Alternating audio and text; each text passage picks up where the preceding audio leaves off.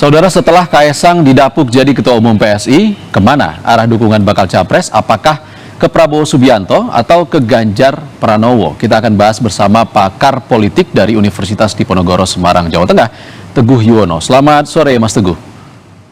Selamat sore, Alisan. Mas Teguh. Alhamdulillah.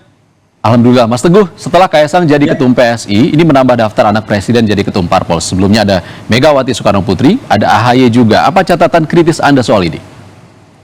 Kalau dilihat dari tradisi budaya politik kita, saya kira ini bukan sesuatu yang baru ya, bahwa ada proses bagaimana anak-anak tokoh politik kemudian masuk di dalam proses jaringan politik, kemudian memiliki peran di dalam pengambilan keputusan politik.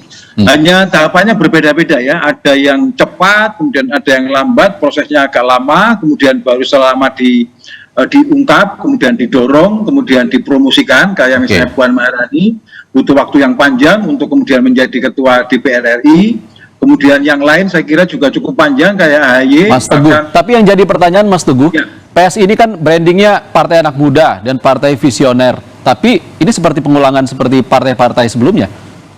Itu tidak bisa dihindari ya, karena kultur politik kita itu kan politik berbasis figur ya, politik berbasis panutan.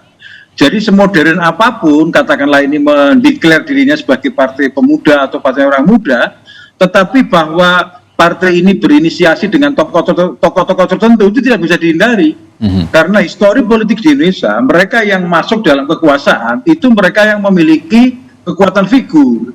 Jadi kita lihat bagaimana ketika SBY jadi presiden, ketika Megawati jadi presiden, itu kekuatan figur yang nggak bisa dihindari. Artinya tidak ada bedanya PSI dengan partai-partai lain ya?